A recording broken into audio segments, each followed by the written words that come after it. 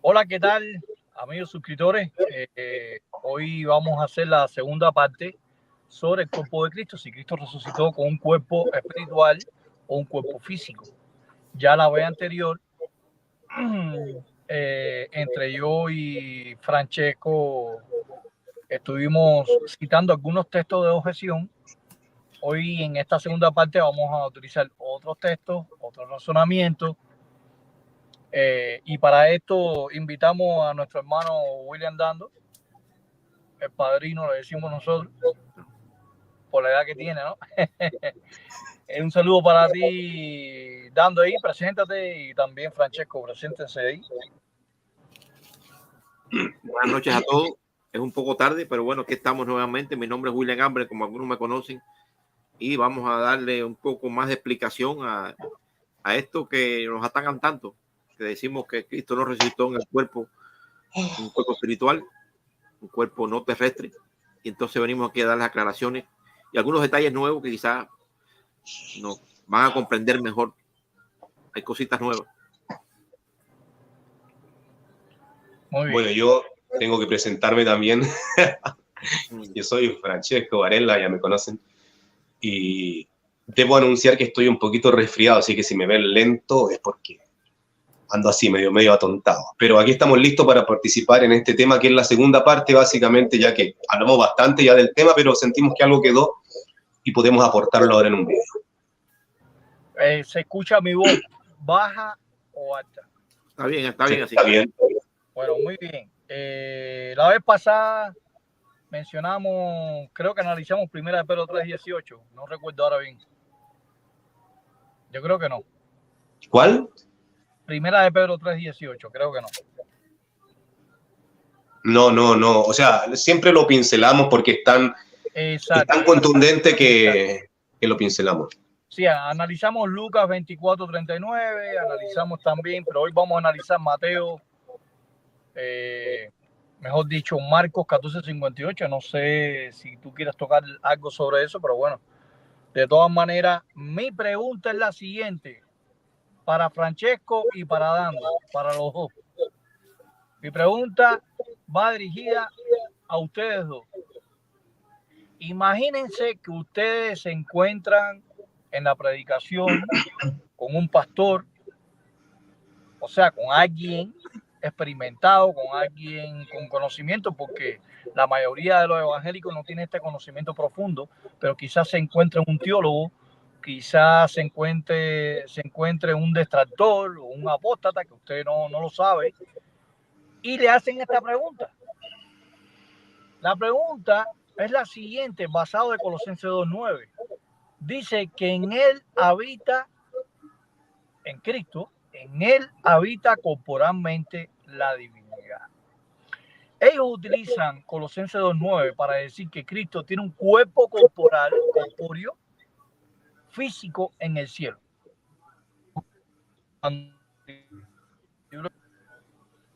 Ya Cristo había ascendido hacía muchos años. Sin embargo, la palabra que aparece ahí en griego es somáticos. Pero ¿será un somático físico o un somático espiritual? Así que, ¿cuál de los dos me va a responder? Los dos pueden responder, pero bueno, ¿cuál es el primero que me va a responder? Yo quiero decir algo breve, al grano, que básicamente... Es una pregunta difícil. Sí, pero yo creo ser de esas personas que tienen la particularidad de no enredarse más de la cuenta, porque mira, tú mismo lo dijiste en tu pregunta, estamos hablando en griego de somático, ¿cierto? Que viene de soma, y eso es cuerpo, pero la gran pregunta es, ¿dice al lado algo con relación a Sarki? O como para entender que es cuerpo carnal, ¿te das cuenta? Entonces no dice después de somático, de ninguna manera está agregada una palabra en griego que signifique carnal, terrenal, físico. Entonces, desde ya, apresurarse a tomar somático por físico o carnal, de carne me refiero, es ir más allá de lo que está escrito. ¿Me captaron la respuesta? Claro, claro, es así. No, y un detalle antes que pase William. Esto es un texto que muy pocos testigos de Jehová pueden responder. Porque esto es un texto trampa que hacen ellos para agarrar al testigo de Jehová de atrás para adelante, porque aparece la palabra corpóreo o la palabra corporal. Entonces el testigo de Jehová, que no está bien preparado, puede decir, lo deja en ambigüedad. Bueno, si digo que si es corpóreo y si es corpóreo, entonces Cristo está con un cuerpo físico en el cielo. Pero sin embargo, la misma palabra somático aparece en Lucas 3:22. Qué casualidad. Cuando habla del Espíritu Santo que bajó de forma corporal. Pero sin embargo, las personas que estaban ahí solamente lo pudo ver nada más Jesucristo. ¿Y por qué los otros no vieron un cuerpo corpóreo que bajaba físicamente? Interesante, ¿eh? La palabra somático aparece aplicado al Espíritu Santo y a Jesucristo en Colosenses 2:9.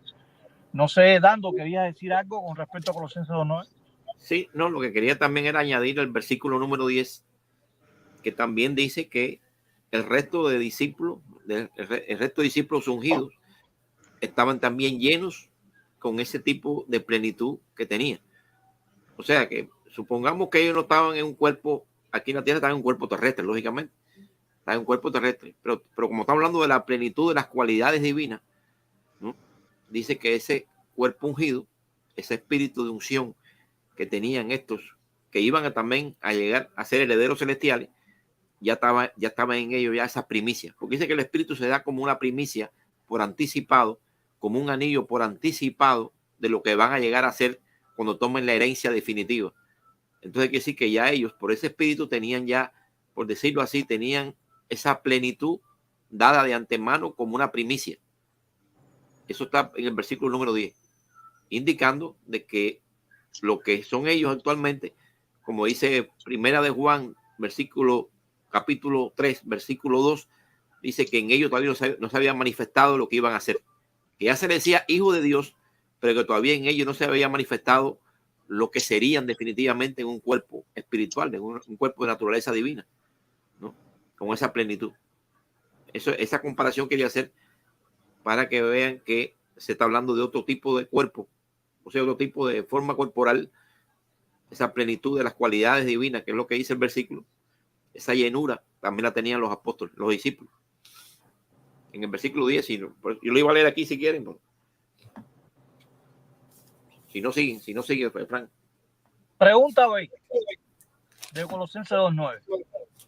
La pregunta B que nos pueden hacer a nosotros, los testigos de Jehová, mucho cuidado con esta pregunta, dice, porque en él habita corporalmente. Aparece la palabra habita y la palabra corporal. Ya analizamos la palabra corporal, ¿verdad? Que es somático, pero aquí aparece la palabra katokei, que es un verbo presente activo indicativo de tercera persona singular, y katei significa morar. La pregunta es la siguiente: si Cristo, ellos te pueden decir, un detractor, un pastor, un evangélico, un pentecostal, te puede decir, bueno, si en Cristo habita corporalmente la plenitud de la deidad, esa deidad está dentro de ese cuerpo corporal, o en sí Cristo es un espíritu divino, pero sin cuerpo. ¿Cómo? ¿O Cristo es un espíritu? A ver, sintetiza la pregunta porque no la capté muy bien. La pregunta es la siguiente. Dice que dentro de ese cuerpo mora la divinidad de Cristo.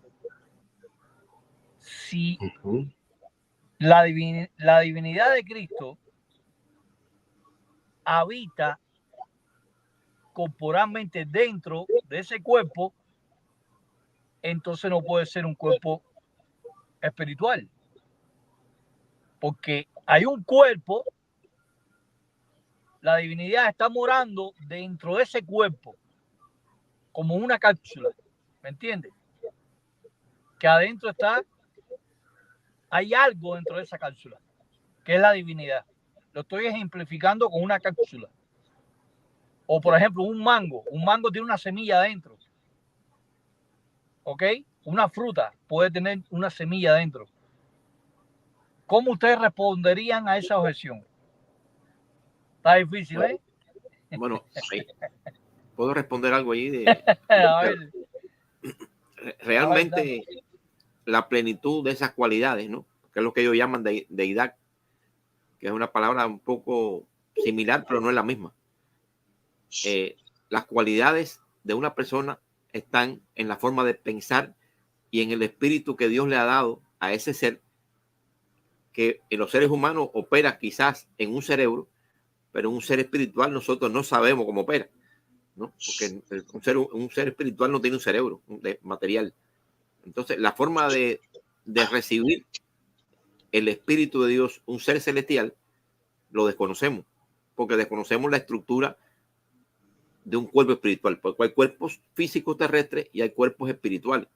Como dice 1 Corintios 15:44, el Hijo de Dios, como la imagen, como que es la imagen de Dios, es un ser espiritual, con cuerpo espiritual.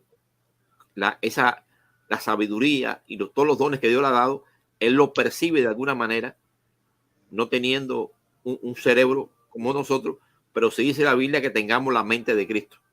Dice la Biblia que tengamos la mente de Cristo, ¿no? Que podemos poseer la mente de Cristo. Y esa es la forma de razonar, la forma donde Dios ensambla ese tipo de poderes y ese tipo de la plenitud divina, porque Cristo es un ser divino. Nosotros los testigos de Jehová no negamos que Cristo es un ser divino. Lo que no tiene es un ser con divinidad y posee la divinidad y la plenitud, pero no es el ser divino propiamente dicho, del cual fluyen todos los demás seres divinos. No es la fuente de la divinidad. Es un ser que ha recibido la divinidad de su Padre y es un ser divino, pero no es el ser divino propiamente dicho, como el ser donde fluye y donde procede toda divinidad. Esa es la respuesta que te puedo darte ahí. Bueno, yo puedo decir dos cosas, o sea, ir por dos líneas diferentes, y está muy relacionado con lo que preguntaste primero. Entonces, me va a tomar un tiempo explicarlo. Sí, pero bueno, resulta que condensa la idea para que no te entiendas. Pero es que imagínate que voy a decir algo que parece que nadie lo ha dicho antes, entonces, ¿cómo va a quedar todo en el aire? Dale. Lo primero ya lo hemos dicho, lo segundo puede que no. Lo primero es que cuando se dice que en él mora toda la plenitud de la divinidad, generalmente se busca mucho el tiempo verbal presente para decir que se está hablando del Jesús resucitado. Entonces, que uno no puede hablar del Cristo con cuerpo de carne de años atrás, porque aquí ya se está hablando de un presente, y en ese presente se supone que Cristo ya dejó de estar en los días de su carne, como decimos los testigos. Entonces, si se habla de un presente corporal de él, dicen los otros, tendría que ser porque está en el cielo él con un cuerpo de carne. Pero como ya dije antes, dice somático, pero no dice nada, ninguna otra palabra que se asocia a carne, a físico, a terrenal. Dice somático. Claro, y por lo tanto, como solamente dice somático, y uno sabe que hay somas espirituales y carnales, perfectamente se puede estar hablando de su actualidad en un cuerpo somático, pero espiritual, no de carne. Ahora, si uno como testigo se centra en que está hablando en el cuerpo de carne, viene alguien y dice, ya, entonces está reconociendo que tiene cuerpo ahora porque dice habita en presente. Y uno puede apelar a que también existe lo que es más o menos conocido como el presente histórico. Cuando uno habla en presente de un asunto, pero es un asunto pasado. Pongamos un ejemplo muy sencillo. Aquí yo puedo decir, bueno, Pablo dice que, y yo digo dice como si Pablo lo estuviera diciendo ahora. Pero la verdad es que es una manera de enfocar el asunto porque no estamos compenetrando tanto en las vivencias del personaje que estamos analizando, que hablamos en presente, pero de una persona y sus vivencias en el pasado. Cristo dice o Cristo hace, Cristo camina, y la verdad que eso ya lo hizo. Entonces aquí el contexto también pudiera dar a entender que se está apelando a algo parecido a un presente histórico o narrativo también, donde se están hablando de cosas del pasado, pero con términos del presente, porque nos estamos compenetrando mucho en el tema. Así es que podría ser así: en él mora toda la plenitud de la divinidad. Suena a presente, pero estamos ambientados en lo que es el pasado. Por otro lado, la otra explicación que un poco, podría decir que me aventuro a darla, es una posibilidad que se esté hablando del cuerpo netamente espiritual en la actualidad del Señor. ¿Y sabes por qué puede ser? Porque el 10 dice que gracias a eso que se mencionó en el 9, los ungidos tienen toda la plenitud también. Y en el 11 dice por su relación con Él. O sea, en un momento en que Cristo ya resucitó con su cuerpo espiritual, todos los que llegan a ser parte de su cuerpo, en un sentido simbólico, tienen la plenitud de la salvación que viene de Él. Entonces estaríamos hablando figurativamente de un cuerpo al cual llegan a pertenecer también los que son miembros de su cuerpo, bajo Él como cabeza. Exactamente. Entonces no estaríamos hablando de ninguna manera, según esta otra línea de razonamiento, no estaríamos hablando de ninguna manera de un cuerpo físico, sino de la realidad que llegó a existir con su muerte y resurrección y luego con la unción. ¿Te quedaste pegado, Franklin, parece? Sí, no. Entonces, con la unción hay una relación, según el versículo 11, hay una relación con Jesucristo como cuerpo de Él, que le permite tener lo que dice el 10, la plenitud de todo lo que se necesita para tener la salvación. Exactamente. Entonces estaría hablando de un asunto que no tiene nada que ver con una corporalidad como la mente de uno rápidamente lo lleva a pensar, sino con ser parte del cuerpo de Cristo. Podría ser una segunda línea de razonamiento. Quería agregar algo ahí que está en Colosenses 1:19 y está en un contexto donde está la resurrección de Cristo como primogénito de los muertos.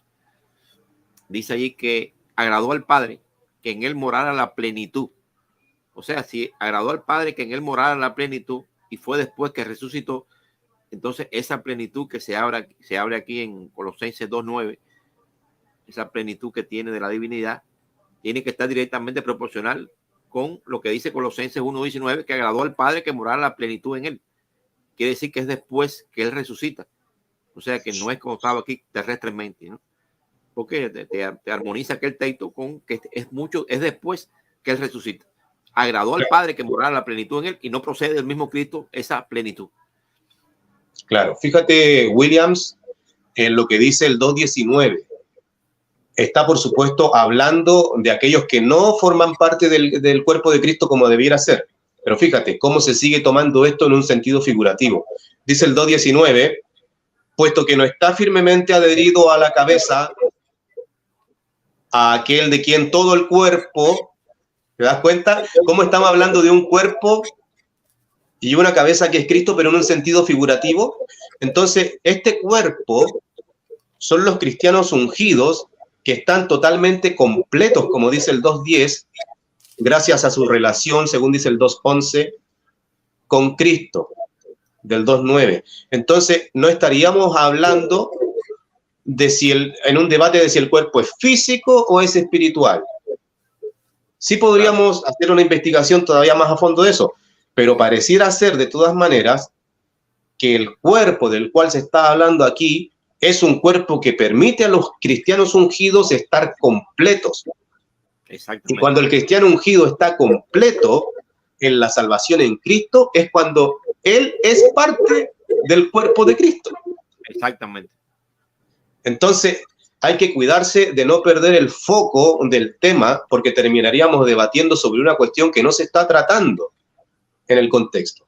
Recordemos que en este mismo contexto, personas de corte gnóstico están diciendo que a los cristianos les hace falta algo más para estar completos, que necesitan una sabiduría especial de los gnósticos que les fue revelada a ellos mediante ángeles.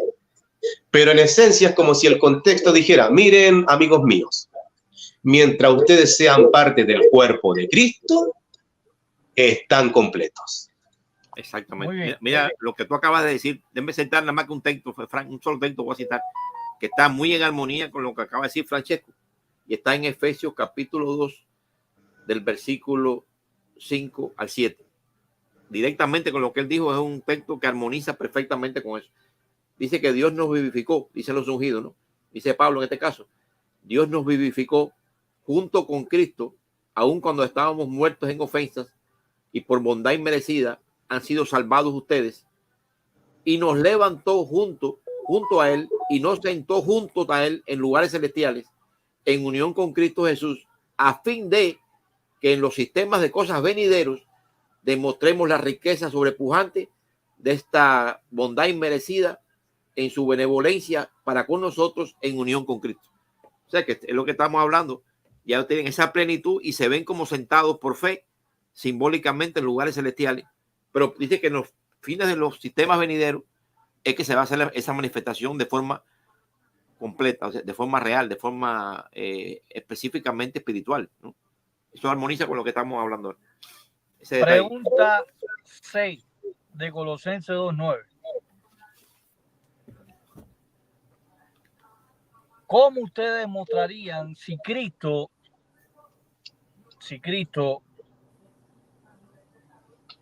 no tiene un cuerpo físico en el cielo? Y ahí está hablando de que la divinidad habita dentro de ese cuerpo corpóreo, porque eso es lo que significa la palabra somático, corpóreo, algo corpóreo. Lo ungido se le aplica la palabra somáticos.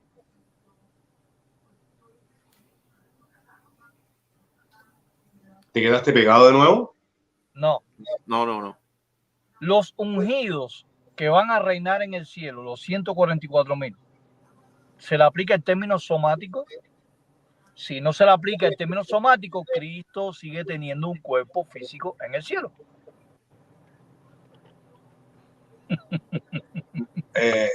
Bueno. A ver. Realmente. Interesante, ¿eh? Cuando ellos son transformados, en el sentido que hay un cambio de su estructura, ¿no? Porque la pregunta es la siguiente, escúchame, Dando, la pregunta es la siguiente. ¿La palabra somático se le aplica al cuerpo espiritual de los ungidos? Pero es que por eso a mí yo quedo así, porque quedo pensando en si algo no estoy captando de la pregunta, porque la respuesta sería sí, ya que en la primera de los Corintios se habla precisamente de que hay un cuerpo físico y un cuerpo espiritual, y está hablando de los ungidos. ¿Se le aplica al cuerpo ungido? Sí. ¿No habla ahí de soma precisamente en primero de los Corintios 15? Sí. O sea que hay un cuerpo somático, hay un cuerpo espiritual y un cuerpo físico. O sea, si se le aplica a los ungidos. Porque si son corporalmente, tú puedes ser espiritual, como corporalmente puedes ser terrestre o físico o de material terrestre. Ok. Muy bien. Pregunta de Colosenses 2:9.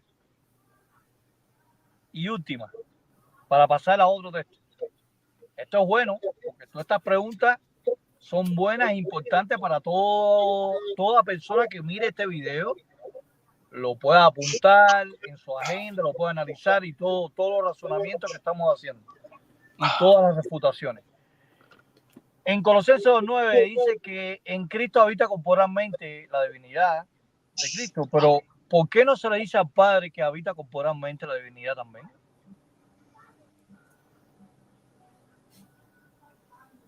¿De verdad estás haciendo esa pregunta? Sí. Ya te pusiste Babilonia, ¿ves? Para los dos maestros. No, el punto es que del Padre, dice 1 Corintios 8:6, que del Padre proceden todas las cosas. Y si proceden todas las cosas, la divinidad y la plenitud de esas cualidades divinas que se le da a estos que van a reinar en los cielos, también él la procede de él. Por lo tanto, de él también brota. Él es lo que él es la fuente. Él es el ser divino, claro, propiamente dicho, pero de él brota. Buena respuesta. buena respuesta, porque no es necesariamente que la palabra somático se la aplique al Padre, ni mucho menos al Espíritu Santo. Claro. Por el Espíritu Santo en el cielo, porque sí se le aplica somático cuando desciende el Espíritu Santo. Dime. Sí, es que por otro lado pueden surgir muchas preguntas que no vengan al caso si no comprendemos el contexto temático. Porque allí la realidad que está ocurriendo es que Pablo está escribiendo una carta a los colosenses debido a un problema que tiene la congregación.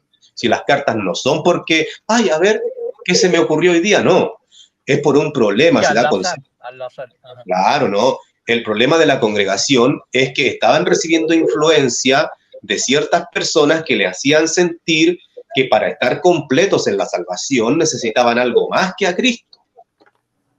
Que toda la plenitud de la divinidad, o sea, todo lo que Dios da para llevar al ungido a la salvación, no está meramente en Cristo, sino que también necesitan esto otro. Y esto también, que nos vamos a aportar nosotros, decían los gnósticos. Entonces Pablo le dice, no, amigos míos, toda la plenitud de la divinidad, en el contexto de para que ustedes estén completos ante Dios, está en Cristo. Está en Cristo. Entonces, el tema... O cualidad divina. Acuérdate que la palabra también, seiotes, es traducido por cualidad divina también.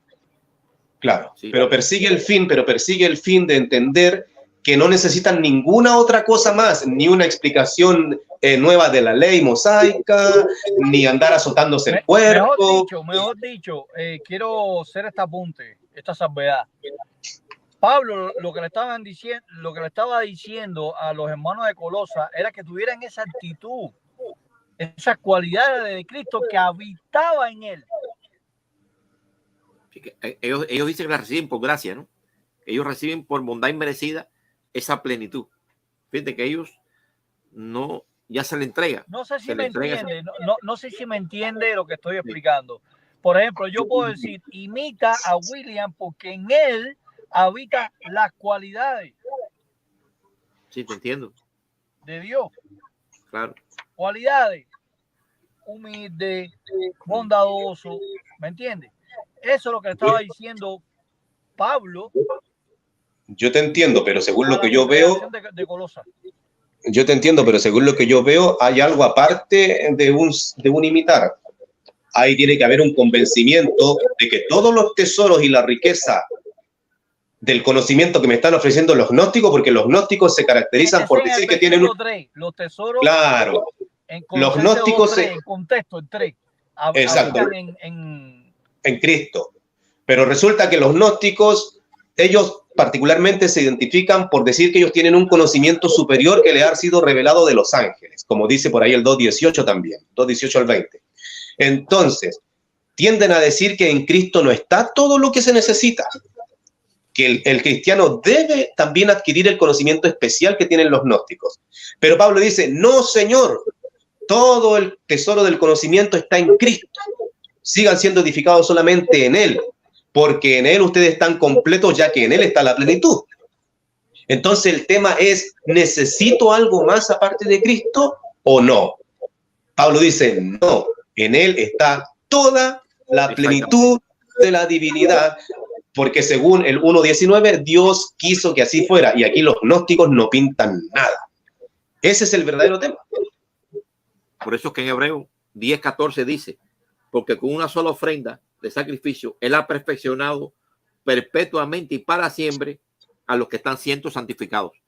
O sea, porque lo ha perfeccionado, fíjate, dice que lo ha perfeccionado ya. Porque con una sola ofrenda lo perfeccionó. De hecho, el 1.16 está ligado al 2.18 al 20.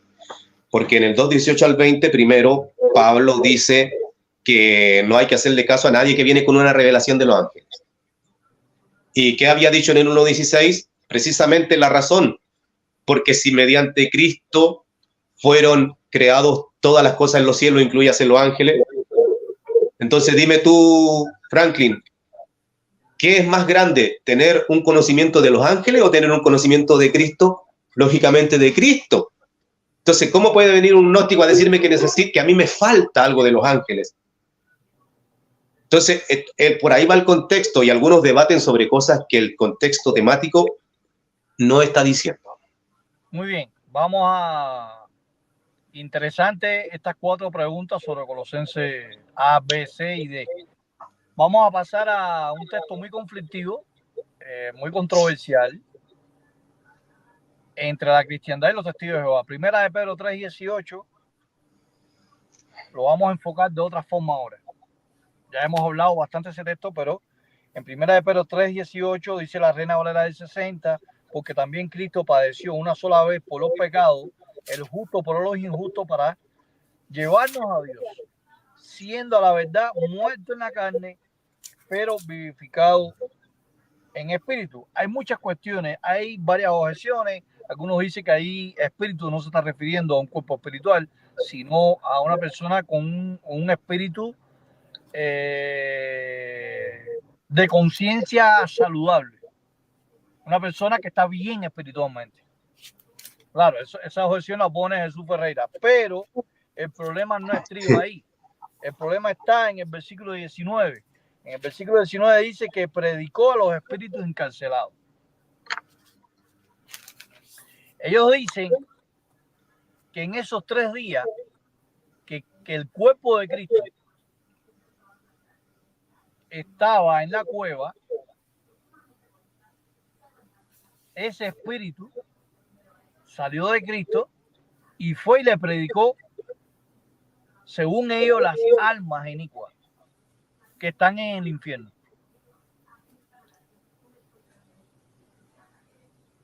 Pero que en el versículo 18 no está hablando que Cristo resucitó con un cuerpo espiritual, solamente que el espíritu, el Rúa, el Neuma, salió a predicar. Ese espíritu consciente, que para ellos es el alma, porque ellos dicen que el Nefesh, el Sige, en hebreo y griego, es lo mismo que el Rúa y el Neuma. O sea, espíritu y alma es lo mismo. Ellos no separan el alma y el espíritu, a menos que el espíritu sea la fuerza de vida. Ahora, la pregunta es la siguiente, para William y para Francesco. ¿En qué cuerpo fue predicar Jesús a las supuestas almas encarceladas? Francesco, ¿va a empezar tú? Es un cúmulo de malas interpretaciones que generan un cúmulo de preguntas malas. Tela por dónde contar, así que vamos. Yo voy a hablar brevemente, para dejarle a Francesco, que a lo mejor habla aquí la nueva luz que tiene sobre el No.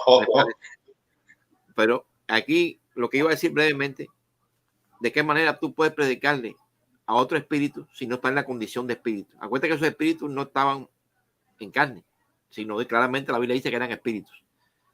Y lo que dice el texto griego, él dice que él murió en la carne y al resucitar en espíritu, dice que en esa condición, dice el griego, en esa condición, es importante la palabra que se usa ahí, en esa condición de resucitado, no en la condición de muerto, en la condición de resucitado, fue a predicar a los otros espíritus que estaban en prisión, a otros de su clase. Por lo tanto, tuvo que ir en esa condición espiritual, porque nadie de los seres humanos puede predicarle a un espíritu, porque un espíritu no se ve. Y está hablando ahí de seres espirituales, y no está hablando de otra cosa, ¿no? Los que estaban en prisión eran seres espirituales que nadie aquí en la tierra lo ve. ¿Quién aquí en la tierra ve los seres espirituales? Aunque los babilónicos dicen que son personas, que son las almas que murieron en el tiempo del diluvio, piensan que son almas vivas. Ellos creen que son seres humanos que están vivos, pero en espíritu. Ellos no dicen que son seres humanos de carne y hueso. De todas maneras están diciendo que son espíritus, ¿no? Nosotros decimos que son los demonios que están ahí en prisión. Pero ellos, de una u otra, de todas maneras, Cristo fue en una condición espiritual para predicarle a esos seres, ¿no? Eso es una evidencia, y que está en dativo. El término está en dativo, que es contrario. Si tú hablas que está en la carne, lo contrario a la carne que está en espíritu. Un dativo es que está hablando de una cosa inversamente proporcional a lo que estaba hablando anteriormente. Tú estás hablando de la carne, ahora estás hablando del espíritu. Eso es el dativo. Fue muerto en la carne y fue edificado en espíritu. Es complemento indirecto. Exactamente. Sí. Eso quería brevemente. Para que Francesco, ¿puedes dar otra respuesta? Yo tengo la mía y es fulminante. Y bueno, Francesco, a ver. Sí, es que yo te decía que un cúmulo de mala interpretación que genera un cúmulo de malas preguntas. porque se parte de la idea preconcebida de que el Señor Jesucristo fue a predicarle a las almas inmortales, a personas como nosotros que han muerto, pero la verdad es que está hablando de espíritus en prisión, ¿ok? Y cuando la Biblia habla de ese tipo de espíritu en prisión, con cadenas sempiternas, se está refiriendo a los ángeles que se revelaron en los días de Noé. Acuérdate que el problema no estriba si son espíritus ángeles o si son almas inicuas. El problema es qué condición tenía Cristo, qué cuerpo tenía Cristo en el infierno. Ahora metiste el infierno. No, ellos dicen pero si ahí no habla de infierno, que los espíritus en prisión, esas almas están en el infierno. Claro. Sí, no, que lo que yo quería decir es cómo poco a poco van desviando todo el verdadero tema. A eso quería llegar. Entonces, ahora vamos a tu pregunta. ¿En qué condición fue a predicar Jesucristo a estos espíritus, sean quienes sean, ¿cierto? Y allí el texto es muy claro, porque dice, muerto a la verdad en la carne, ¿cierto? Y después de eso, nos dice, fue a predicarle a los espíritus y revivificado a la verdad en espíritu. No. O sea, dice, muerto en la carne, y luego dice, y vivificado en espíritu. Solo después de vivificado en espíritu. En el 19. Dice que le predica. En el cual condición, ¿cierto? Por así decirlo, en la cual condición va y predica. Entonces, la condición, que es una palabra que pudiéramos añadir allí para poder entender, porque dice en el cual, pero se está refiriendo en el cual, cuerpo en el que resucitó, pues espiritualmente. Entonces, es después de su resurrección espiritual que va. El problema que tienen la gente de Babilonia la Grande es que pone esa predicación de Jesús una vez que él muere en la carne y antes de resucitar en espíritu. Desordenan el texto. Es como que si partieran el 18 en la mitad, metieran el 19 allí y luego terminaran el 18. Una pausa. Si y ya volvemos. Con esos 3 días que estaba, no podía haber predicado, porque entonces Pedro estaría mintiendo. Porque Pedro en el 18 está diciendo que después que Cristo fue muerto en la carne y después fue vivificado, pasaron los 3 días.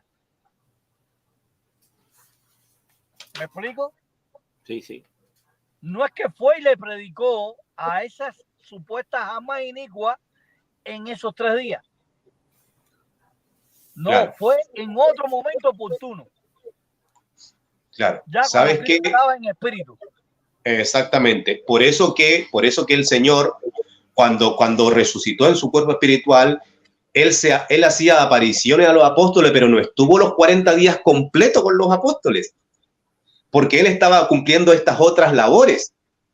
De pronto también se aparecía. Ahora, que nadie me ridiculice diciendo, o sea que iba y volvía. Bueno, él sabrá. No estaba pero el caso, días, pero el caso es que no está. Terminado.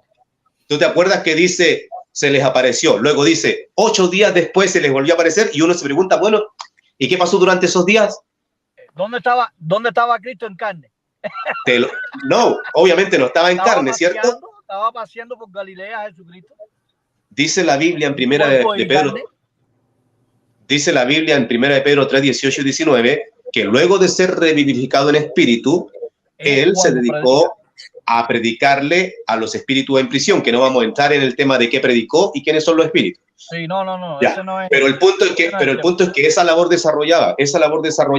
Y en el entretanto también fortalecía la fe de sus discípulos, haciéndole apariciones, por ejemplo, hace 8 días atrás y ahora que pasaron 8 días de nuevo. Así.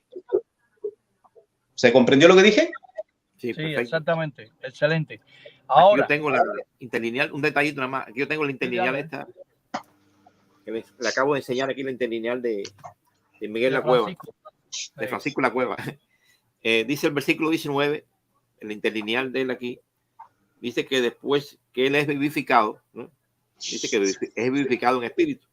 Dice el versículo 19. Y en el cual, o sea, en ese cuerpo vivificado, en el cual, no estaba diciendo cuando murió, sino dice después que fue vivificado en espíritu, en el cual, en ese cuerpo vivificado espíritu, dice, en el cual fue entonces y predicó a los espíritus encarcelados. En el cual, refiriéndose al cuerpo del vivificado, no al muerto, no cuando estaba muerto, sino a la persona viva.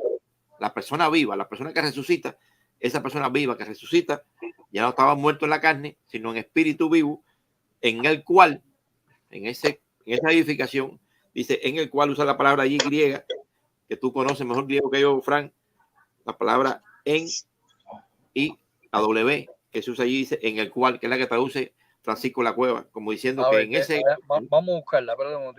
Versículo 19. A ver, ahí está, Francesco iba a decir algo. Sí, lo que pasa es que si ustedes captan... Sí, es un pronombre relativo, o sea, la preposición locativa de fuera en jo. Exactamente. O sea, en cual. En el cual. Un pronombre relativo dativo singular. En el cual. Claro. En ese cuerpo último que tomó. Vamos a imaginar que en realidad nosotros estamos equivocados y que ellos tienen razón. Que hay que poner el 19 en la mitad del 18 y después terminar el 18, porque así lo desordenan ellos. Vamos a imaginar que supuestamente están ellos en lo correcto diciendo que Jesús predicó a los espíritus en prisión antes de resucitar. Eso quiere decir entonces que murió solo el cuerpo y que el Señor no murió, de nuevo con el mismo problema. ¿Se dan cuenta? El mismo problema. De nuevo están diciendo que lo que murió es el cuerpo, no la persona. Exactamente. Ese es un error garrafal, porque nosotros tenemos a alguien que murió por nosotros, la persona. Ellos dicen que el espíritu y el alma no murieron, que lo que murió fue algo que fue el cuerpo. Están separando el cuerpo del espíritu. En consecuencia, el Señor Jesucristo no murió por ellos. Por ellos solo murió algo, un cuerpo. Tremendo error. Eso es una herejía, porque por la humanidad murió el Señor Jesucristo, la persona, alguien. Cuando tú interpretas que muere solo el cuerpo y que Él se va a predicar vivito y coleando, por así decirlo, estás diciendo que esa persona no murió por ti. Claro. Y eso es terrible.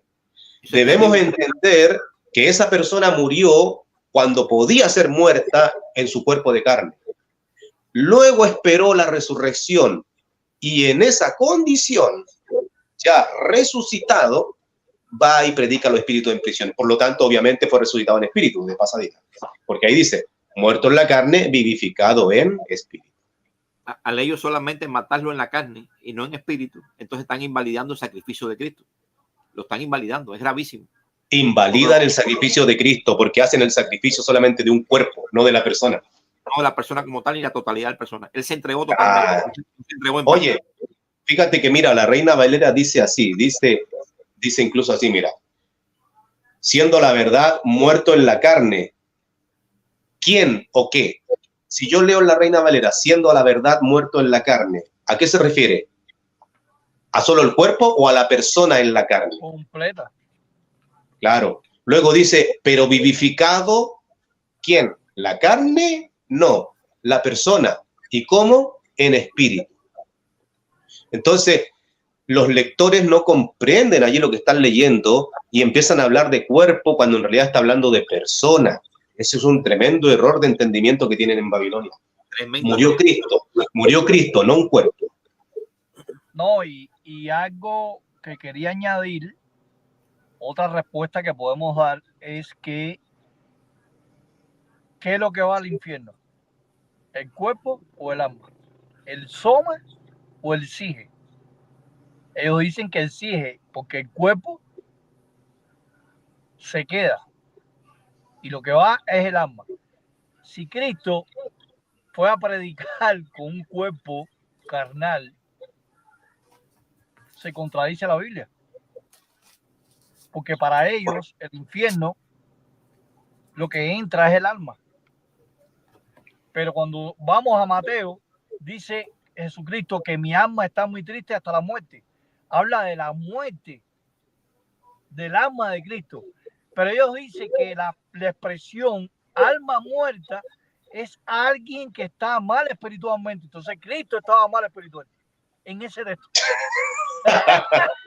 Exactamente. Exactamente. No, Ellos dicen que cuando la Biblia presenta alma, el alma muere en sentido espiritual. Alguien que está mal, que peca. Entonces Cristo es un pecador. Porque dice Cristo, mi alma está muerta hasta la muerte. Oye, Está muy si triste hasta la muerte. Si leen Isaías, ¿no?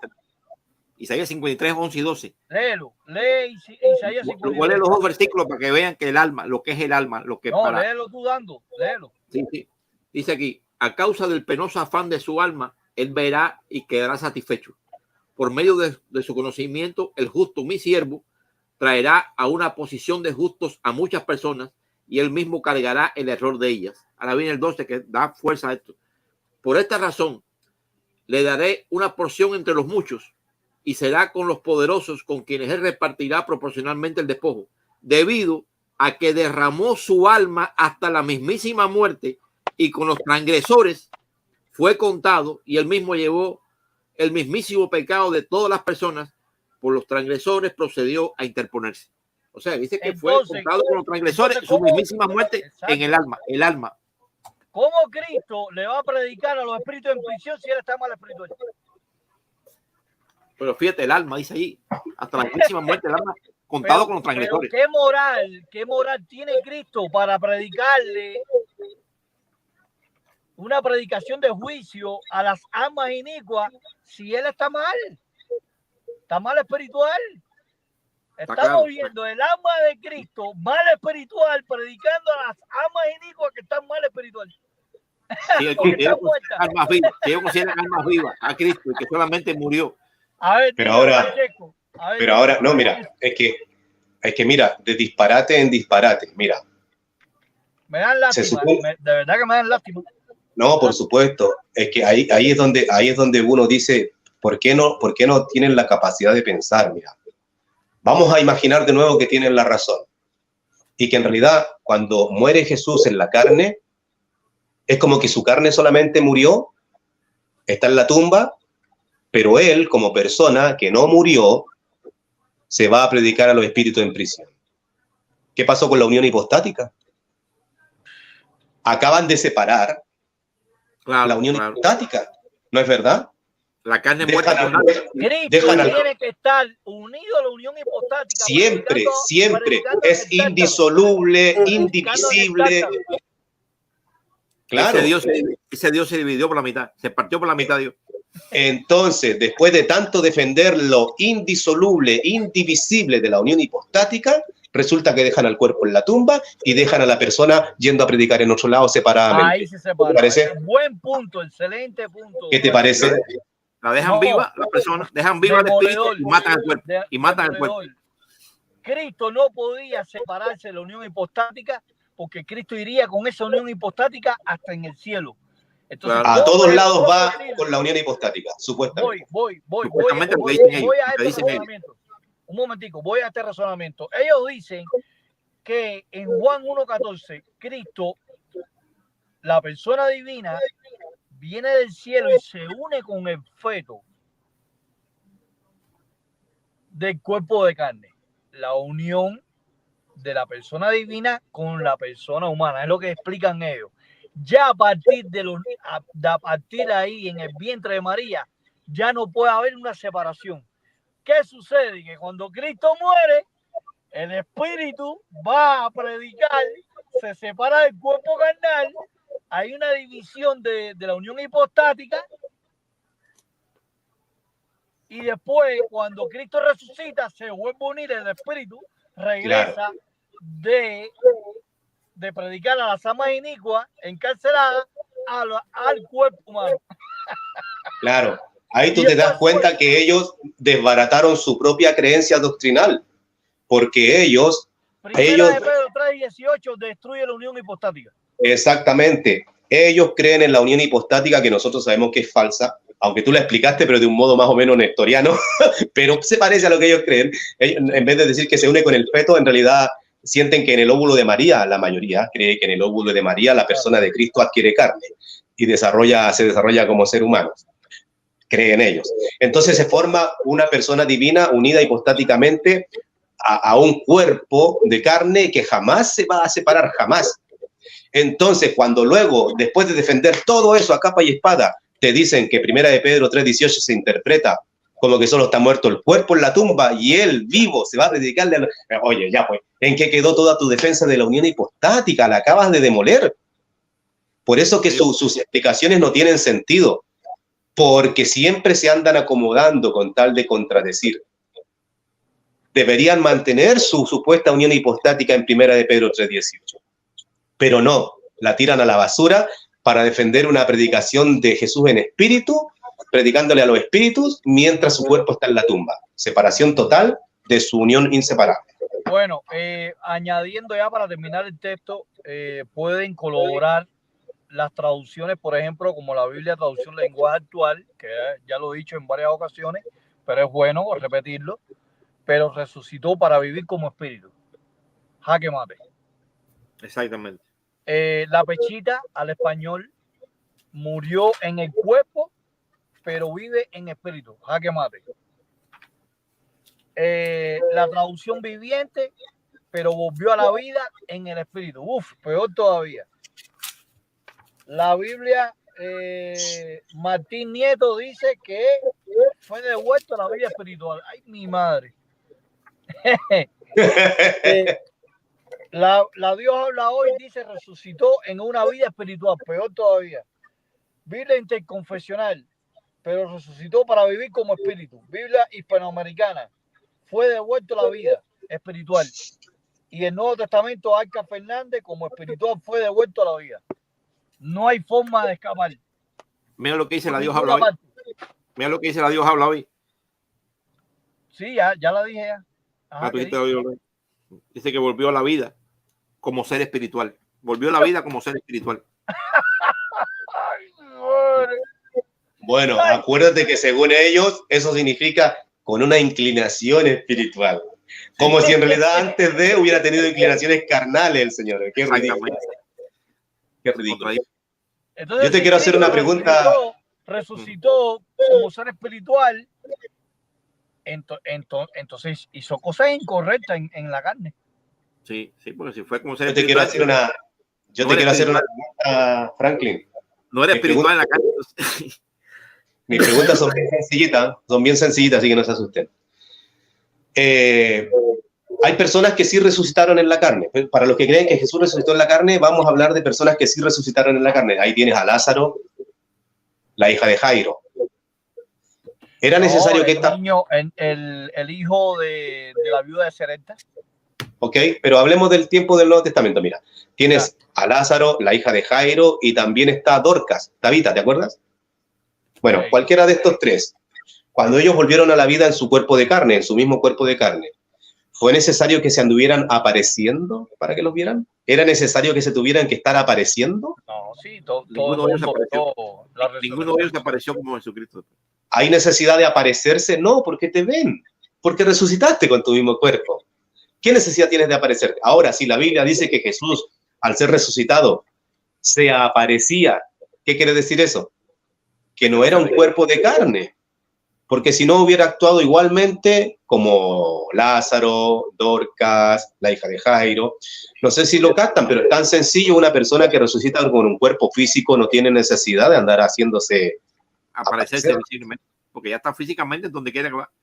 Por eso que nadie dice que Cristo estaba viviendo en casa de nadie, ni que lo vieron por las puertas o por las calles. No lo vio nadie, solamente lo y por eso que lo veían un día y luego no se veía hasta 8 días después, ¿cierto? Como dice, 8 días después se les volvió a aparecer. Ahora, fíjate mientras Franklin se busca una de sus preguntas demoledoras, que el público lea con nosotros lo que dice Mateo 28:17. Fíjate lo que ocurre cuando Jesús da la gran comisión. En Mateo 28:17. Sí. Porque siempre leemos del 18 al 20, pero echémosle un vistazo al 17. ¿Qué dice allí? ¿Lo pueden leer dando, William? 28:17. Sí, ya lo tengo aquí, ya estaba viendo el otro texto. Dice el versículo 17. Y cuando lo vieron, le rindieron homenaje, pero algunos dudaron. ¿Por qué habrían de dudar algunos si siempre estaba con su mismo cuerpo? Porque no lo sabían, que la cara de él parece que no es la misma, el físico no era el mismo. Exactamente. La única manera de dudar es que uno vea a una persona que no es exactamente la misma que tú estás acostumbrado a ver. Claro, porque ¿Te das cuenta? Yo estaba confiado que Jesucristo estaba hablando, pero lo que dudaban un poco es duda no es dejar de creer. Claro. Pero te causa esa inquietud, de que, disculpa, ¿será este o no será este? Claro. Entonces, el solo hecho de que aquí hayan algunos que estén un poco como confundidos, algo te indica, ¿cierto? Parece que no están viendo siempre a la misma persona. Y es lo mismo que reconoció ya el catecismo católico, ¿cierto? Cuando para ellos citó el texto de Marcos 16:12.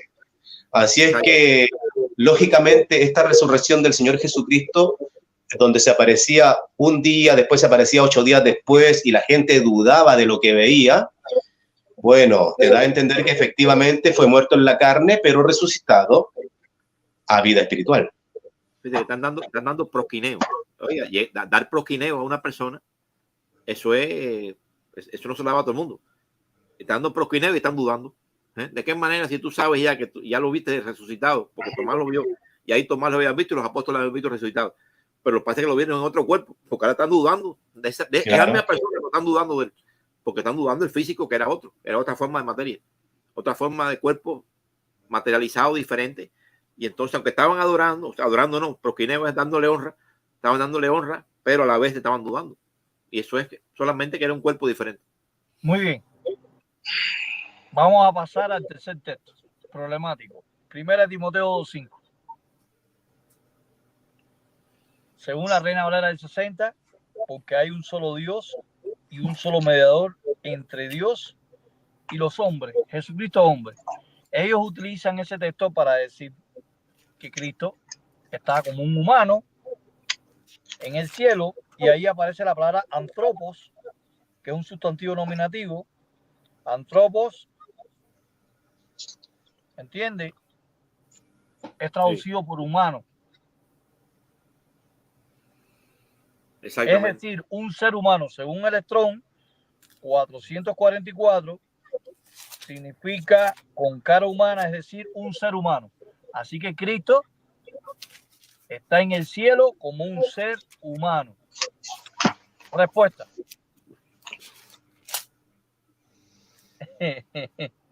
Comienza, William, este es el tema que te gusta. Sí, ahí yo voy a empezar a responderlo con Hebreos capítulo 5, donde dice, porque todos somos sacerdotes. Acuérdate que ya estamos hablando ahí que está en los cielos. Tú estás hablando de que es un hijo de hombre, pero es un sumo sacerdote también. Porque si está en los cielos resucitado como un hijo de hombre, es un sumo sacerdote. Y aquí dice el versículo 5, porque todo sumo sacerdote tomado entre los hombres es nombrado a favor de los hombres sobre las cosas que tienen que ver con Dios, para que ofrezca dádivas y sacrificios por los pecados y pueda tratar con moderación a los ignorantes y errados, porque él también está cercado de debilidad y a causa de ella es preciso hacer ofrendas por los pecados. Dice también el versículo 4, también el hombre no toma esta honra por propia cuenta, sino únicamente cuando es llamado por Dios, así también como fue Aarón. Del mismo modo, también el Cristo no se glorificó a sí mismo mediante ser sumo sacerdote, sino que glorificó Dios con respecto a él y le dijo, tú eres mi hijo, yo te he engendrado hoy. O sea que está diciendo ahí que para ser sacerdote hay que tener ofrenda, hay que hacer ofrenda.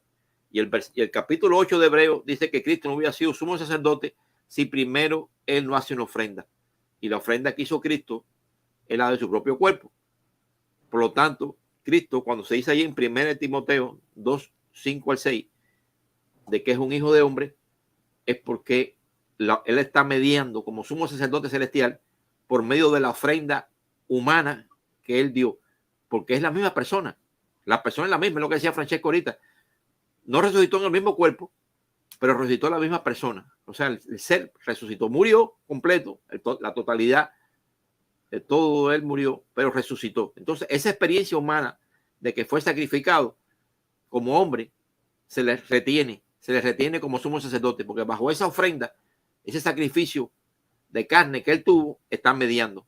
Y es por eso que se le dice que es un Jesucristo hombre en un sentido, llamamos metafórico, en un sentido de histórico, como lo que él fue como humano, igual que se le dice Cordero de Dios, cuando no es un Cordero de Dios en los cielos, porque no es un animal en los cielos, ni es un Cordero inmolado en los cielos, es una persona viva, no está inmolado, pero se le dice Cordero.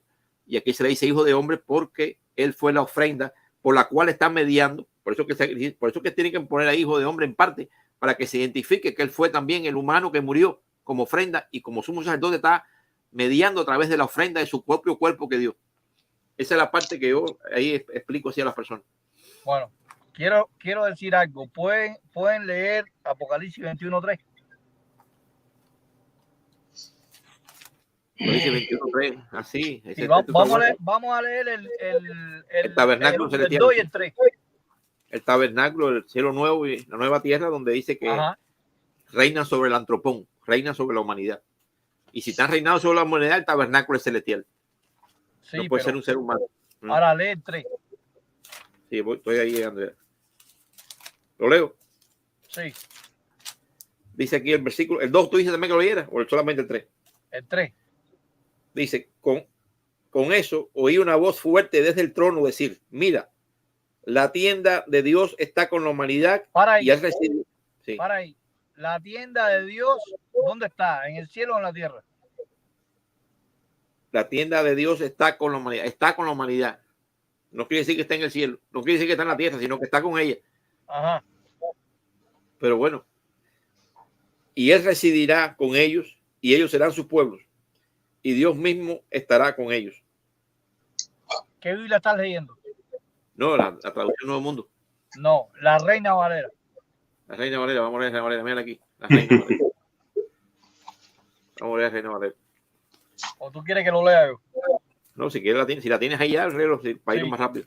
Y oí una gran voz del cielo que decía, he aquí el tabernáculo de Dios con los hombres. Entonces los hombres tienen carne en el cielo.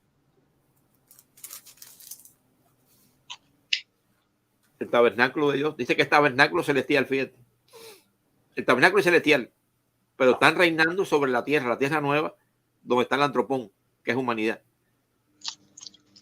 Una cosa es que Dios está con nosotros, aunque esté en los cielos ahora mismo. El Padre está con nosotros, Jesucristo está en los cielos, está con nosotros. Pero escúchame, ellos dicen que el tabernáculo está en el cielo y que esos hombres están en el cielo. Si Antropos, en 1 Timoteo 2:5, Cristo es Jesucristo hombre, ese Antropo es ser humano y Cristo está con un cuerpo físico, material, o sea, de carne y hueso. Entonces también los hombres que están en el tabernáculo son de carne y hueso en el cielo. Sí, también. En este caso también, sí, para ellos. O sea, Apocalipsis 21:3 destruye 1 Timoteo 2:5. Sí, la interpretación de ellos la destruye. Como hombre en el cielo, entonces, ¿qué hacen estos hombres de carne y hueso en el tabernáculo, en el naos? Sí. Ellos mismos se destruyen, se dan un tiro en el pie. No conocía ese texto, Francesco, ¿eh? No me haga responder. Pero como mira, lo ven ellos lo ven así, porque ellos ven diferente a nosotros y lo ven mal. Falta mi participación de 1 Timoteo. Arriba. Dale. Bueno, que digamos, existe una manera de expresarse siempre respecto a alguien conforme a lo significativo de esa persona, lo que dejó en tu vida, lo que es en tu vida. Por ejemplo, voy a poner un caso. Mi mamá es una mujer como las demás mujeres, pero yo ¿cómo me refiero a ella? Como mi madre, ¿cierto? Mi madre. Cada vez que yo hable de ella voy a hablar de mi mamá. Ahora, si un día alguien me pregunta, ¿y tu mamá cuándo nació? Entonces yo voy a dar la fecha de nacimiento de mi madre.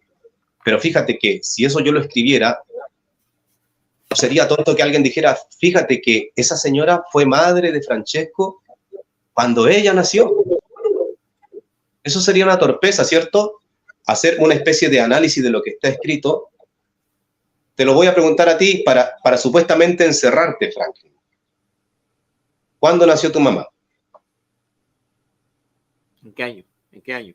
Bueno, mi mamá nace en el año 50. Alrededor. 50, creo que fue en el 51, creo. Ya, en el 51. Pero tú estás hablando de tu mamá en el 51. Bueno, mi mamá ya falleció. Pero no, está bien. Discúlpame por el tema, pero es para que se entienda nada más. Sí. Si yo te pregunto, tu mamá nació en el... Cuando tú dices el 51, fíjate que yo estoy hablando de tu mamá, pero tu mamá era mamá tuya en el 51. No, porque están haciendo recién. Porque ella está naciendo recién, ¿cierto? Pero fíjate, yo me estoy refiriendo como anacrónicamente a una persona, y digo anacrónicamente porque la estoy catalogando como madre en el año 51, cuando ella ni siquiera se ha desarrollado para tener un hijo. Entonces, ¿por qué? Aguanta, William. ¿Por qué yo estoy... Vamos a castigar a William, vamos a castigarlo. Mutealo. ¿Por qué yo me estoy refiriendo de esa manera a una persona que todavía no es madre de nadie? Porque me estoy refiriendo a ella conforme a algo que es significativo para tu vida. Sí, claro. ¿Te das cuenta? Pongamos por caso que yo me caso con una mujer y alguien me pregunta, ¿y cómo es tu suegra? Y yo empiezo a hablar que en realidad, bueno, mi suegra no, murió antes que yo me casara con ella. ¿Te das cuenta? O sea, podemos hacer una especie de referencia a una persona, pero por lo significativo, por algo sobresaliente, pero no para que alguien con una torpeza mental vaya y confunda esto y se base en un anacronismo para pensar que tu mamá fue madre tuya cuando ella nació, o que la mamá de mi esposa fue suegra mía antes de que yo me casara con mi esposa. ¿Te das cuenta? O sea, hay maneras de referirse a alguien, pero por lo importante de su vida, por algo significativo de su vida en la mía. Ahora, yo te pregunto, ¿qué es lo significativo de Jesucristo en la vida de toda la humanidad? Su muerte como ser humano. Fue como ser humano que Él estableció el nuevo pacto que permite todo lo que ya sabemos. Entonces, cuando nos vamos a referir a Él contando esta historia, siempre vamos a hacer alusión a su humanidad. Pero no con eso estamos diciendo que Él es como ser humano en el cielo. Es una manera de referirse a una persona que nos marcó con algo súper importante de su vida. No sé si me captaron en la idea. Claro. Jesús, es lo que tú me decías ahorita. Tu mamá, cuando nació, no era tu mamá, porque tú no habías nacido todavía. Pero tú le llamas tu mamá. Exactamente. Que no era madre tuya. Así también Jesucristo, que no es hombre, se le llama Jesucristo hombre, aunque ya no es hombre. Es lo mismo. Tú te refieres a la persona según cómo te marcó, según lo que significa para ti. Y para nosotros el Redentor fue humano. Y por eso nos referimos a Él siempre. Siempre que hablamos de Jesucristo destacamos su humanidad, su muerte en sacrificio como ser humano. Esos son ejemplos que en la vida práctica todo ser humano lo usa, pero no quiere usarlo en la Biblia, porque no le conviene a alguna gente. Donde los mismos que nos critican lo usan. Esos términos. Bueno, vamos a pasar al cuarto texto. Muy utilizado por todos ellos y muy conocido por nosotros, ¿no? Aunque lo hemos analizado, pero quizá podemos exprimirlo más y podemos sacar más razonamiento, más respuestas.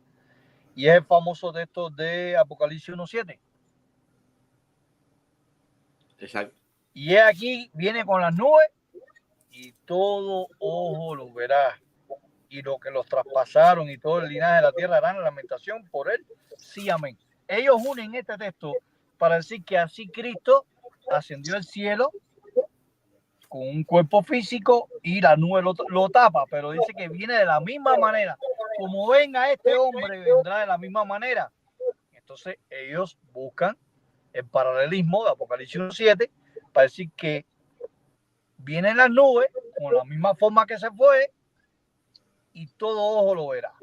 Si viene invisible, ¿cómo es posible que todo ojo lo verá?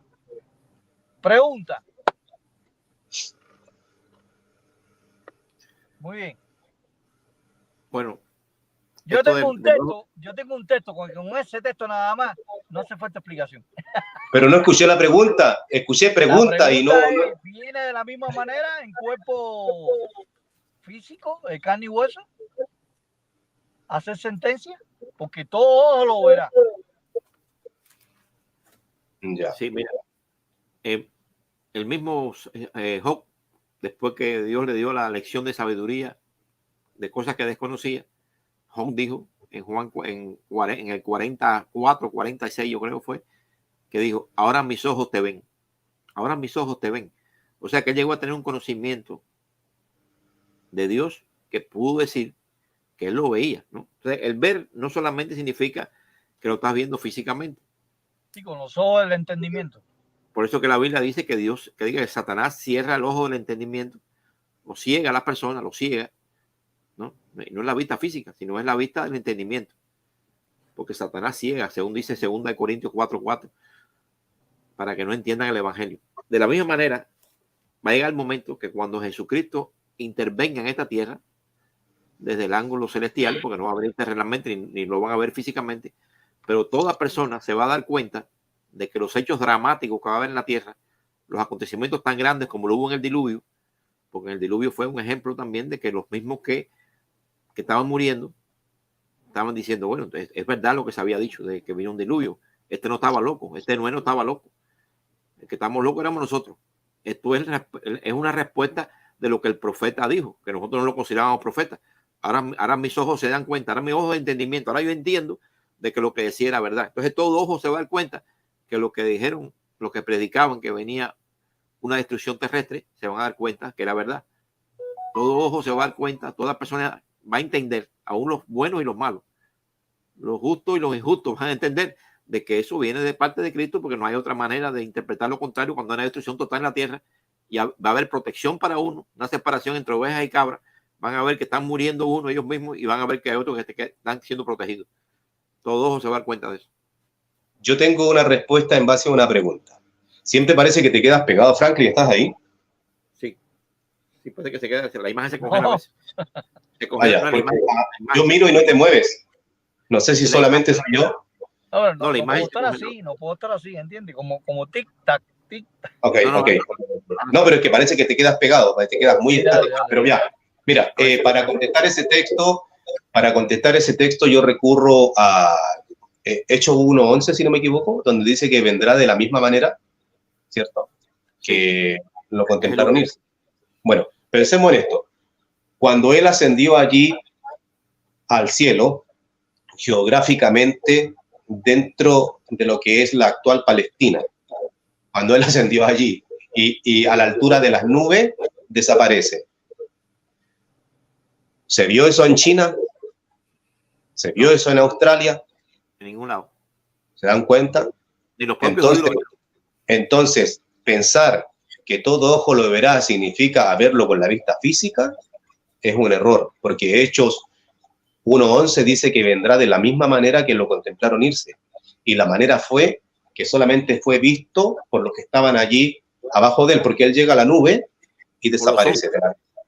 Entonces, claro, si de la misma manera va a venir, y de hecho viene con las nubes, ¿ok? Y fue la nube lo que lo sacó de la vista, si de la misma manera viene, quiere decir que la manera de verlo va a ser una manera donde uno percibe que está o que viene. Porque los efectos de su venida no son poca cosa. Los efectos de su venida no son algo que uno pueda decir, pero ¿fue temblor o tú me moviste el asiento? No es una cosa así como para dudar.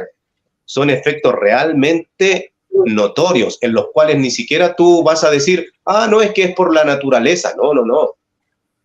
Entonces realmente todo ojo se dará cuenta, por así decirlo, todo el mundo se dará cuenta que esto va más allá de lo normal y que es Jesucristo el que viene. Así es que si de la misma manera como se fue en Hechos 1:11 vuelve, significa que no en todas partes verán a una persona ascendiendo o descendiendo. El mismo hecho que diga que viene con las nubes significa que es quitado de la vista. de la vista física. Por lo tanto, la vista que lo verá tiene que ser la vista de percepción del ser humano al contemplar sucesos que están relacionados con su venida. Y lo que tú acabas de decir. Hecho 1.9 parece que yo decía 1.11, claro. Dice, no vienen en la misma morfe, vienen de la misma manera, porque ellos creen que vienen que vienen en el mismo cuerpo, pero ahí no dice el mismo cuerpo. Exacto. Hecho no dicen. Viene de la misma manera, del mismo tropos. Tropos es una palabra que también significa cosas que pueden ser variadas, mientras que morfe es cuerpo. Ahí no dice que viene en el mismo morfe. Dime, Frank, que te interrumpí ahí. No, está bien. Es Hecho 1.9 y 11. Sí. El texto clave que voy a mostrar es el texto fulminante para Apocalipsis 1.7 y Hechos. El texto que citó Francesco. Vamos a ver de qué manera viene Cristo. Si viene visible o viene en otro estado, invisible. ¿Vendrá aquí Cristo en su parucía con un cuerpo de carne y hueso? Se supone que ellos dicen que Cristo está en el cielo, de carne y hueso, y cuando venga a ejecutar en la guerra de Armagedón, en el juicio final, vendrá de la misma manera. Pero hay un problema grave. Y está en 2 Tesalonicenses, capítulo 1, versículos 7 y 8. Me robaste el texto que estaba buscando ahora. 5 y 10. Y a vosotros que sois atribulados, daros reposo con nosotros cuando se manifieste el Señor. Fíjate que la palabra griega que aparece ahí es apocalipsis, quitar velo, quitar cubierta del Señor. O sea, apocalipsis tu Kiriu. Y eso, quitar cubierta del Señor Jesús. Desde el cielo con meta, la preposición meta es una preposición que ríe un genitivo con los ángeles. Fíjense, el quitar el velo, apocalipsis, la palabra apocalipsis que aparece ahí, quitar el velo es para Cristo y para los ángeles. Si Cristo viene en físico, los ángeles vienen en carne y hueso. Sí, sería así. Sí, para la interpretación de ellos es así. En la de porque ellos. La oración está diciendo quitar la cubierta del Señor Jesús del cielo con meta los angelois. Entonces, si Cristo viene físicamente, los ángeles tienen que venir físicamente. Pero ¿de qué manera viene Cristo? ¿En carne y hueso? No. Dice el 8. En llama de fuego. Exactamente. Ahora piensa tú, en carne y hueso.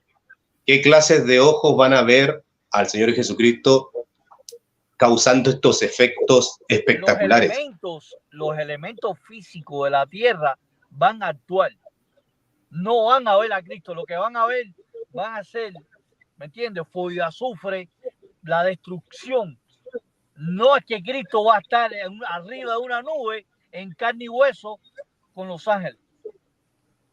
Exactamente. Van a ver a Cristo por los efectos que produce su venida. Exactamente.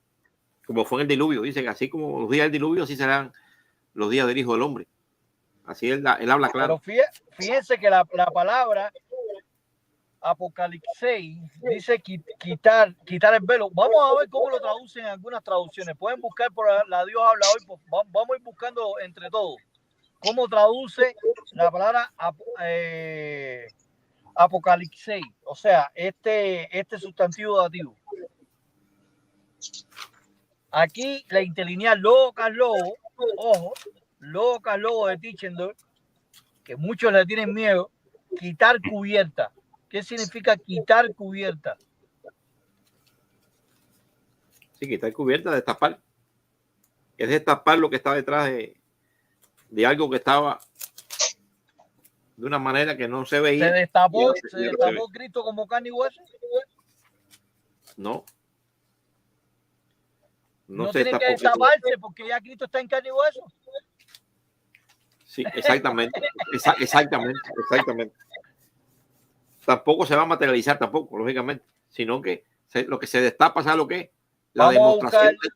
Pero te voy a dar un texto ahora que armoniza con esto. Cuando Cristo le dijo a los sacerdotes, cuando estaban allá, lo estaban torturando, le dijo: ustedes verán al Hijo del Hombre viniendo en las nubes de los cielos. Verán la señal del Hijo del Hombre viniendo en las nubes de los cielos. Esos sacerdotes vieron venir a Jesús, porque estaban vivos los sacerdotes cuando dijo: ustedes verán al Hijo del Hombre viniendo en las nubes de los cielos. ¿Cuándo fue que vieron esos sacerdotes venir a Cristo en las nubes de los cielos?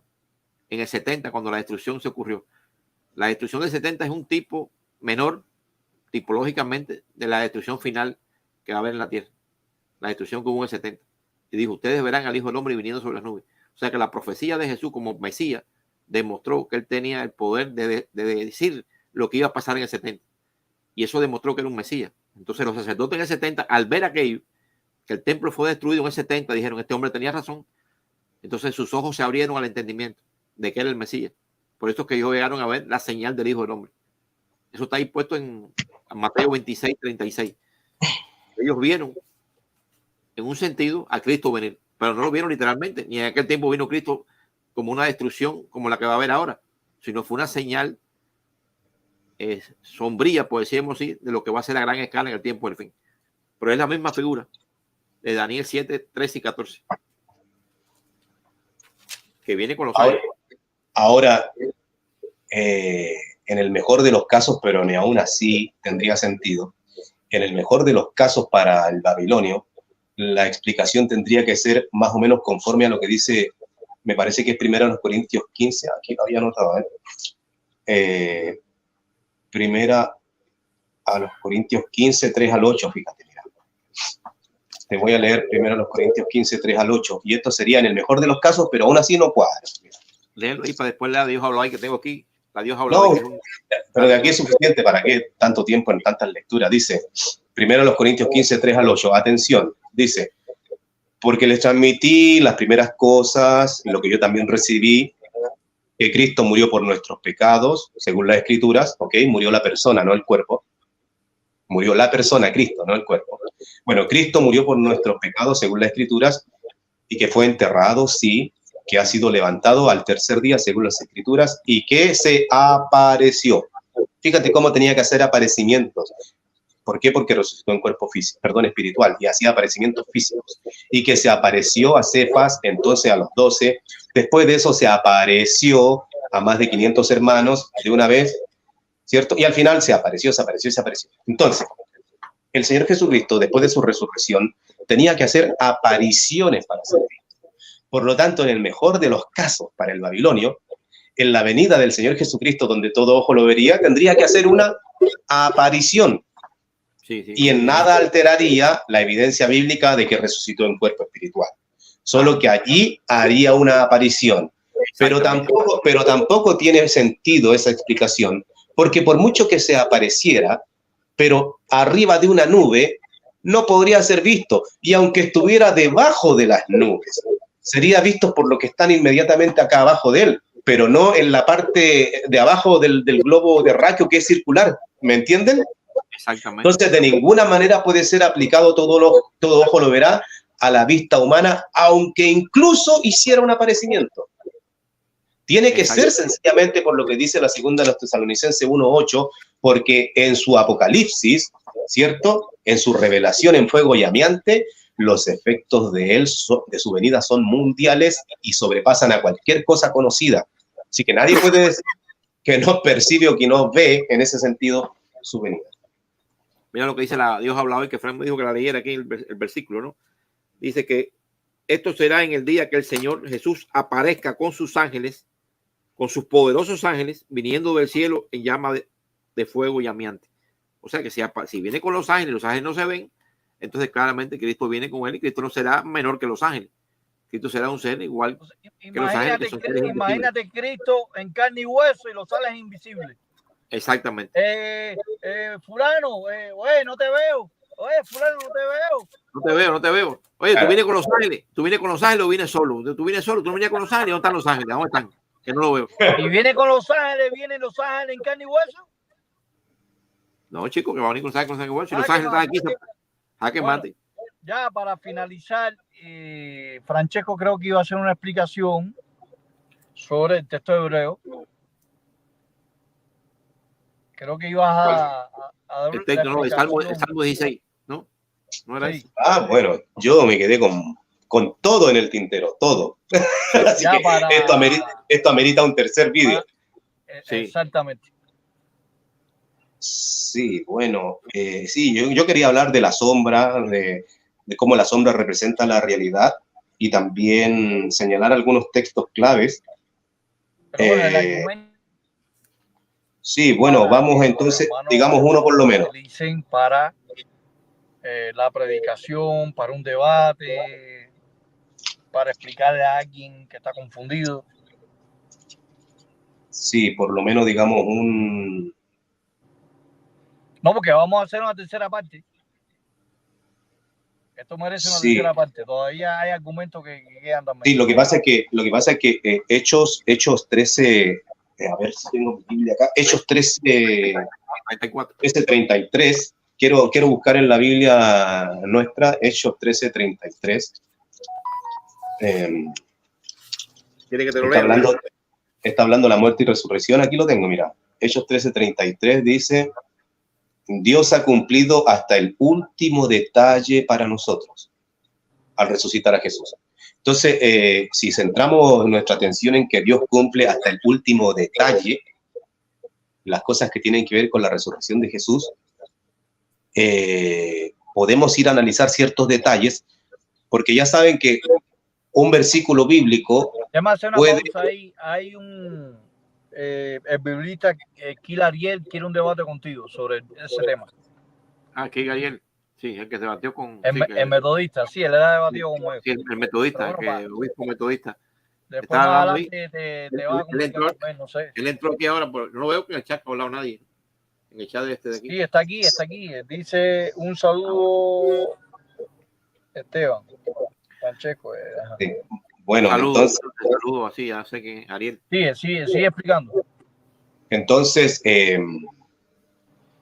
acabo de leer un versículo donde dice que en el tema de la resurrección de Jesús, Dios cumple hasta el último detalle. Eso quiere decir que si tú tomas un versículo y te enfocas en una línea conforme al significado de una palabra, excelente, va bien. Pero si esa palabra también tiene algo más que enriquece el tema, también hay que tomar en cuenta esos detalles. ¿Por qué? Porque, por ejemplo, en las escrituras griegas se toma del Salmo 16:10 y se dice en griego que el cuerpo del Señor Jesucristo, más bien dicho, el Señor Jesucristo, ¿cierto? Obviamente cuando estuvo en su cuerpo físico, dice que no vería corrupción, ¿cierto? ¿Cómo dice la escritura? ¿Se recuerdan? Tal cual así no me lo... Sí, el versículo aquí dice, y que este hecho de que resucitó entre los muertos, destinado a nunca más volver a la corrupción, se ha declarado de esta manera: daré las bondades amorosas de David. Ajá.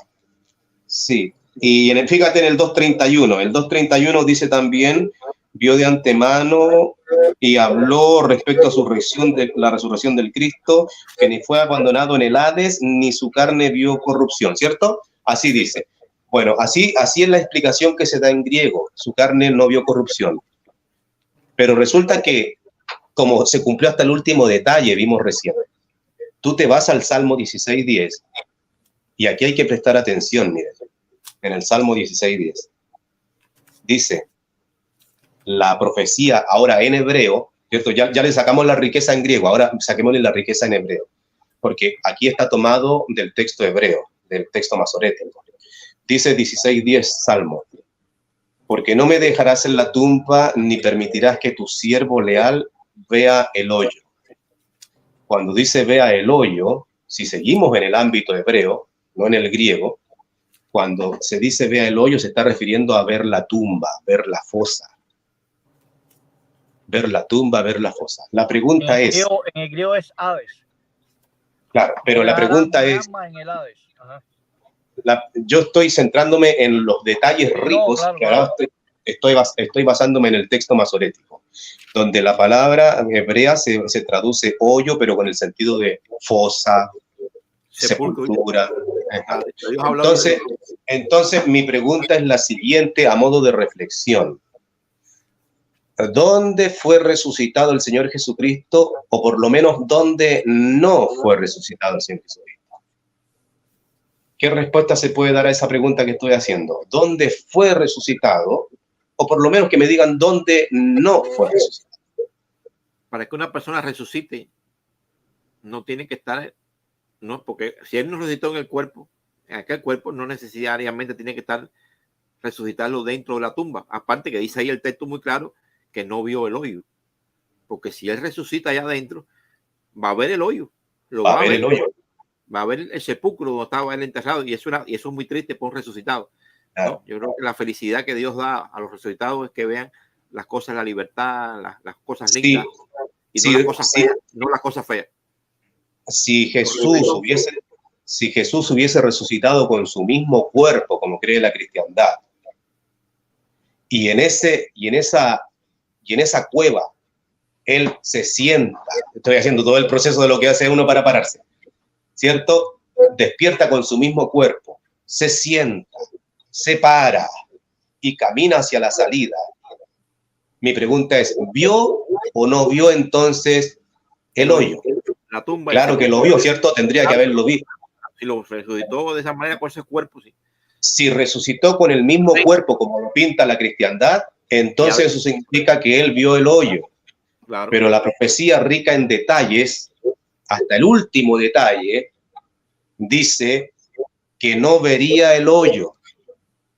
Por lo tanto, no se levantó ese mismo cuerpo, sino que fuera de la tumba fue resucitado el Señor Jesucristo con su cuerpo espiritual, como dicen los... Y vio la luz, sí. Porque si lo hubiera resucitado Jehová, si lo hubiera resucitado dentro, él mismo no cumpliría este detalle de su propia profecía. Jehová inspiró a escribir que el Señor Jesucristo no vería el hoyo, dígase la fosa, la tumba. Necesariamente, por lo tanto, a no ser que quieran hacer una pantomima de uno que se levanta y va así para afuera con tal de no ver, no. Entonces, lógicamente, lo resucitó afuera y bueno, lo que sabemos de la tumba vacía es sencillamente por lo que no alcanzamos a explicar en este vídeo, que es precisamente que Jehová desaparece de ese cuerpo para que no vea la corrupción, que ese es el otro detalle, ¿cierto? En el que más se centra el apóstol Pedro. Pero lo interesante que tenemos junto a esto es que en el texto de Isaías 51, es como complemento nada más, ¿ya? En Isaías 51,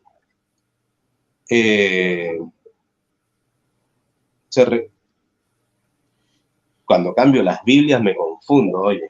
No, en el Isaías 53, entre la Biblia nueva y la que usaba antes. En Isaías 53, el versículo 11, ahí dice, a causa del penoso afán de su alma, él verá, quedará satisfecho. Mira, las traducciones han enfrentado un pequeño problemita aquí porque siempre se ha percibido que como que falta una palabra aquí, después de él verá.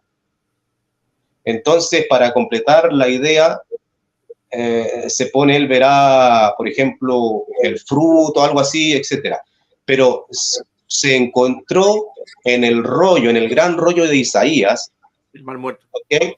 Del Mar Muerto, una palabrita después de verá, ¿ok? Y que justifica por qué en otros manuscritos los masoretas ponían una nota ahí arriba como indicando que algo faltaba.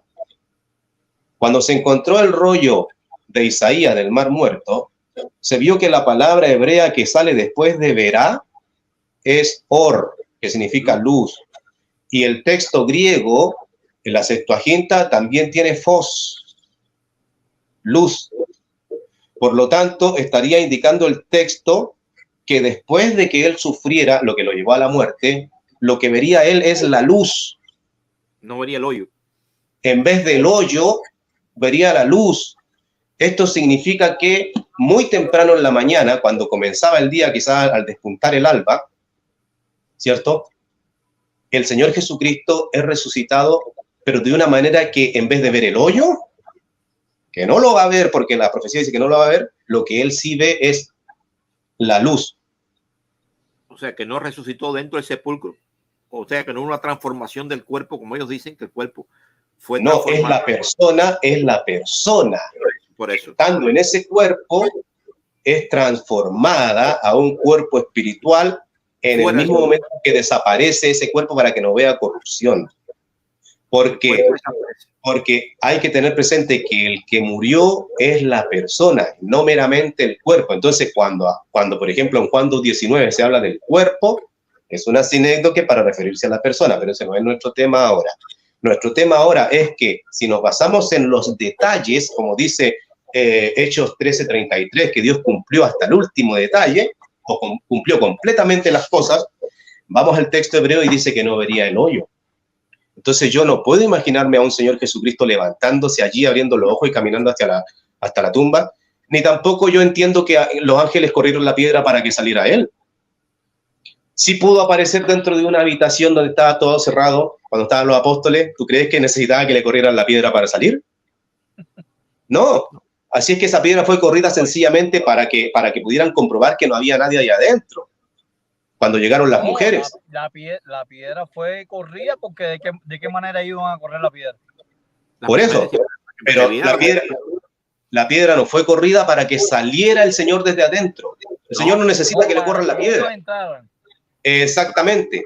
Entonces, punto 1, la piedra no fue corrida para que salga y el Señor no salió caminando desde adentro viendo el hoyo. La profecía dice que no vería el hoyo, sino que al volver vería la luz. Eso te dice que ese cuerpo que está ahí en la tumba no se levantó ese mismo cuerpo para salir.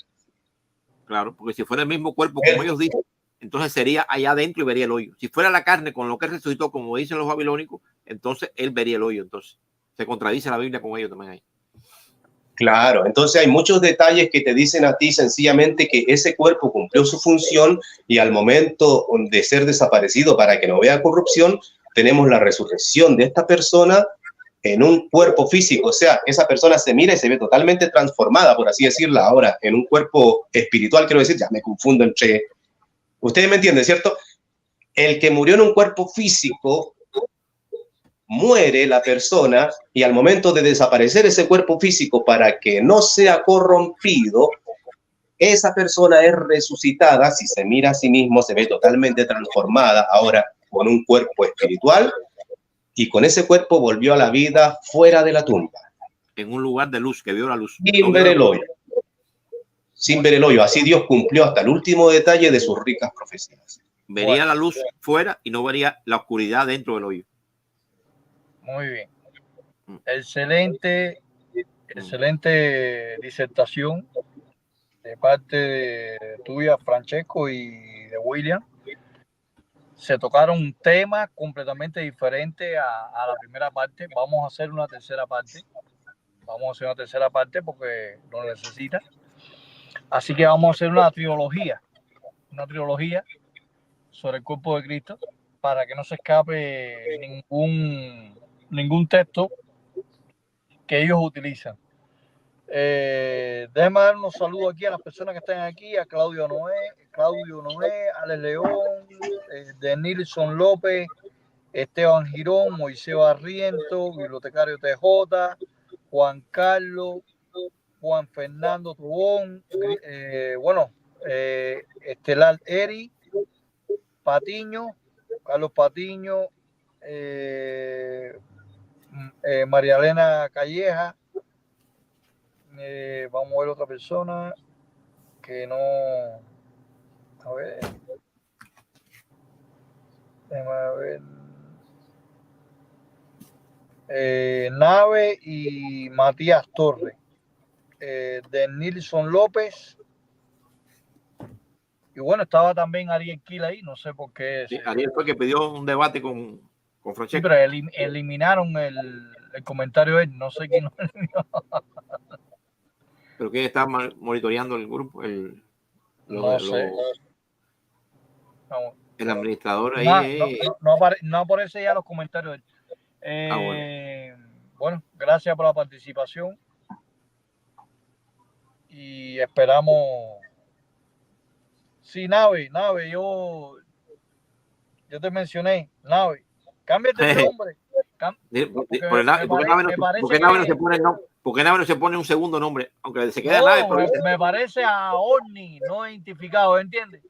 Nave Julio, me pone Nave Julio, Nave Robert, Nave, no sé, Nave con un apellido para poder. Sí. Excelente participación, Francesco. Alguien me dice, alguien dice que yo vea el Messenger, pero quiero que sepan que como estoy usando el celular y no soy perito en esto, tengo miedo de por ir a ver el Messenger, cortar la transmisión. Yo lo tengo aquí en el tablet, lo tengo aquí. Entonces, Dando, gracias, despídense ustedes. Sí. Bueno, buenas noches a todos. Siempre vamos a seguir analizando estos temas. Creo que no sé si Frank iba a dar otro tipo de seguimiento. Y vamos a la tercera parte. Bueno, entonces me despido de ustedes, que ya es tarde. Las bendiciones del Todopoderoso para todos. Gracias a los tres que estamos aquí, a los dos que están aquí conmigo y a todos los que están oyendo ahí. Francesco, buenas noches. Sí, bueno, me despido yo y agradecido por los que se dedican a ver y a escuchar esto. Gracias. Será hasta una próxima con algo más sobre este tema. Yo quiero hablar de la sombra. Todavía no puedo hablar de la sombra. Ya, Frank, despídete. ¿Cortamos? Bueno. Vale, chao. Sí, corta.